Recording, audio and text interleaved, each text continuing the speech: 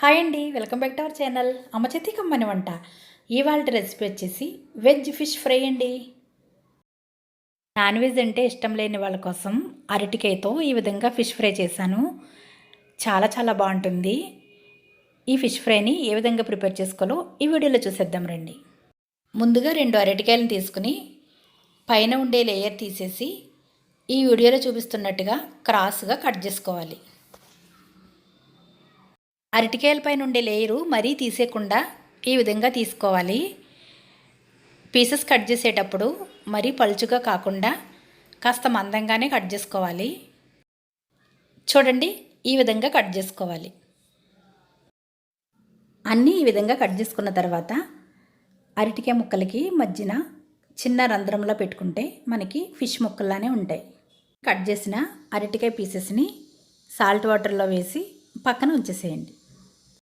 ఒక మిక్సింగ్ బౌల్లోకి 1/2 table spoon పసుపు, 1/2 టేబుల్ స్పూన్ కారం, 1/2 table spoon garam masala, 1 table spoon cornflour, 1/2 table spoon అల్లం వెల్లుల్లి పేస్ట్, టేస్ట్కి సరిపడా salt, 1/2 table spoon fish fry masala, 2 table spoons పెరుగు, ఒక చెక్క నిమ్మరసం వేసి ఇవన్నీ బాగా కలిసే విధంగా కలుపుకోవాలి. ఒకవేళ మీ దగ్గర కార్న్ఫ్లోర్ అందుబాటులో లేకపోతే రైస్ ఫ్లోర్ని వేసుకోవచ్చు. ఫిష్ ఫ్రై మసాలా లేకపోతే గరం మసాలాను కూడా వేసుకోవచ్చు.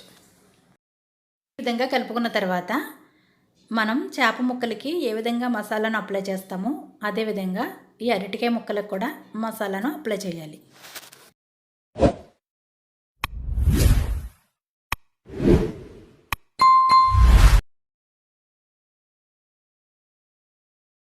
ఈ విధంగా 2 వైపులా మసాలాను అప్లై చేసిన తర్వాత ఇప్పుడు స్టవ్ ఆన్ చేసి ఒక ప్యాన్లో 2 టేబుల్ స్పూన్స్ ఆయిల్ వేసి ఆయిల్ హీట్ అయ్యాక ఈ అరటికాయ ముక్కలను ఒక్కొక్కటిగా వేసుకుని వేయించుకోవాలి. తొందరగానే ఫ్రై అయిపోతాయండి, సమయం కూడా ఎక్కువగా అవ్వదు. ఈ విధంగా ఫ్రై అయిన తర్వాత వీటిని ఒక ప్లేట్లోకి తీసుకోవాలి. సెకండ్ బ్యాచ్ను కూడా ఇదే విధంగా ఫ్రై చేసుకోవాలి. సెకండ్ బ్యాచ్ను ఫ్రై చేసేటప్పుడు ఎక్కువగానే వేసి ఫ్రై చేసేవచ్చు.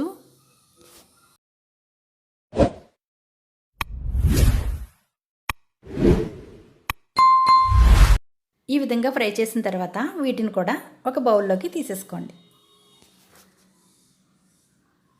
అంతేనండి, అరటికాయ ఫిష్ ఫ్రై రెడీ అయిపోయింది. నాన్ వెజ్ తినని వాళ్ళు అరటికాయతో ఈ విధంగా ఫ్రై చేసుకుంటే చాలా బాగుంటుంది. చూడండి, చూడడానికి అచ్చంగా ఫిష్లానే ఉంది కదా.